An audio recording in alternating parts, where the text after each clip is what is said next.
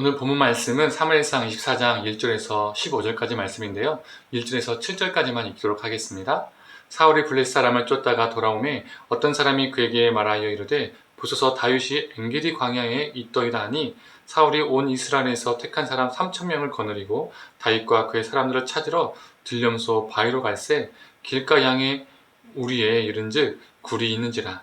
사울이 뒤를 보러 들어가니라. 다윗과 그의 사람들이 그 굴 깊은 곳에 있더니 다윗의 사람들이 이르되 보소서 여호와께서 당신에게 이르시기를 내가 원수를 네 손에 넘기리니 네 생각에 좋은 대로 그에게 행하라 하시더니 이것이 그날이니이다 하니 다윗이 일어나서 사울의 겉옷자락을 가만히 베니라.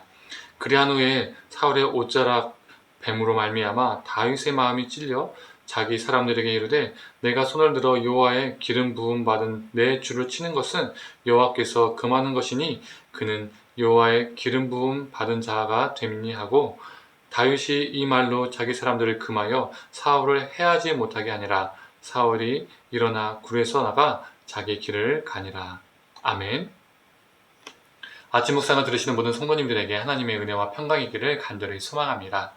다윗은 이번에는 엔게디 광야로 피했습니다. 이곳은 바위와 동굴이 많아서 사울을 피해서 숨기 딱 좋은 곳이었습니다. 사울은 3,000명이 되는 군사를 동원해서 다윗을 찾았는데 총력을 다 쏟은 것이죠.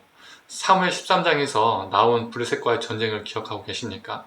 이스라엘이 블레셋과 전쟁을 하기 위해서 사울이 2,000명은 자신과 함께하게 하고 또 1,000명은 요나단과 함께하게 합니다. 총 몇 명입니까? 3,000명입니다. 즉 강력한 블레셋과 싸우기 위해서 동원된 총 군사수가 3,000명이었습니다. 그런데 오늘 본문에서는 한 사람 다윗을 찾아서 죽이기 위해서 3,000명을 동원합니다. 한 나라와 싸울 만큼의 병력을 동원한 것이죠. 그만큼 사울은 다윗을 죽이고 싶어 했다는 것을 보여주고 있는 겁니다. 그런데 우리가 잘 알고 있는 것처럼 사울이 대변이 마려웠습니다. 그가 굴에 들어가 대변을 보는데 바로 그곳이 다윗과 다윗의 사람들이 숨어있던 곳이었습니다. 다윗의 사람들은 다윗에게 사울을 죽일 수 있는 이 절호의 기회다라고 말했습니다. 하지만 다윗은 사울을 죽이지 않고 그의 겉옷자락만 베었죠. 사울은 분명 하나님을 떠났고 악신이 들린 자였지만 하나님께 기름 부음 받은 사람이었기에 다윗은 그를 죽이지 않기로 결심했던 것이죠. 그렇다면 오늘 본문이 우리에게 보여주는 것은 무엇일까요? 다윗은 분명 사울을 죽일 수 있었습니다. 그런데 왕이 똥을 싸다가 죽었다고 한번 생각해 보세요. 이 사실은 곧 퍼지겠죠. 그리고 이 사실이 모든 백성들에게 알려졌다라고 한번 생각해 보았으면 좋겠습니다. 사울이 아무리 악한 왕일지라도 한때 하나님께 선택을 받았고 한때 하나님께 기름을 부음 받았던 사람이었습니다. 그리고 자신이 사랑하는 요나단의 아버지였고 자신의 아내인 미갈의 아버지이기도 했습니다.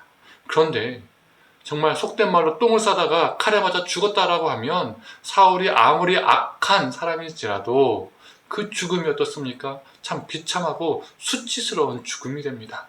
한때 하나님께 기름 부음 받은 왕으로서 사울은 어떠한 존엄도 없이 죽게 되는 것이죠. 또한 그렇게 되면 사랑하는 요나단과 미갈에게는요 큰 아픔으로 다가왔을 겁니다. 그래서 다윗은 사울에게 칼을 대는 것이 옳지 못한 방법, 하나님이 원하시는 방법이 아니라고 생각했던 것 같습니다. 다윗은 목적을 성취하기 위해서 수단과 방법을 가리지 않고 행하는 존재가 아니었습니다. 그는 하나님의 때에 하나님의 방식을 기다리고 인내하는 존재였습니다. 이런 모습은 언제 가능할까요? 하나님에 대한 전적인 신뢰가 있어야만이 가능한 것입니다. 우리도 인생을 살다 보면 내 눈앞에 있는 문제를 당장 해결하고 싶을 때가 있습니다. 그 문제가 가볍고 쉬운 것이라면 다음에 하지 다음에 해결하지 이렇게 생각할 수 있겠지만 그 문제가 너무나 고통스럽고 너무나 중하고 힘들다면 우리는 어떻게든 벗어나고 싶고 해결하고 싶은 마음이 강하게 듭니다. 그렇다 보면 어느 순간 안 좋은 방법과 수단을 동원하여서 하게 될 수도 있습니다. 그런 유혹이 우리를 늘 공격하게 되는 것이죠. 내가 이루고자 하는 목적을 위해서 수단과 방법을 안 가리게 됩니다. 그러나 우리 하나님의 사람들은 그러한 존재가 되어서는 안 됩니다. 우리는 하나님의 때에 하나님의 방식을 기다리고 인내하며 살아가는 존재가 되어야 합니다. 하나님을 신뢰하고 신뢰해야 합니다. 이게 바로 오늘 다윗에게 우리가 배워야 할 모습입니다.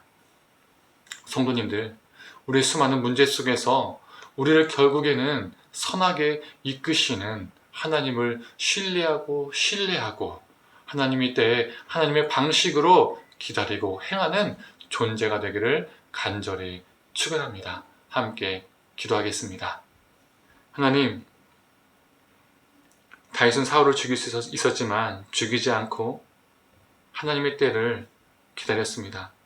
그 하나님의 때를 인내하며 기다린 그 속에는 하나님을 향한 신뢰함이 전제되어야 함을 보게 됩니다. 하나님, 우리도 다윗처럼 우리 앞에 있는 수많은 문제 속에서, 아픔 속에서, 외로움 속에서, 고통 속에서 그 문제를 빨리 해결하고 싶지만 우리가 그 문제를 수단과 방법을 가리지 않고 행하는 것이 아니라 하나님의 때와 하나님의 방법을 기다리고 가장 중요한 것, 하나님께서 우리를 선하게 이끄실 것이라는 그 신뢰를 가지고 살아가게 하여 주시옵소서. 신뢰하고 의지하고 살아가는 저희들이 되게 하여 주시옵소서. 감사하며 예수님의 이름으로 기도드립니다. 아멘.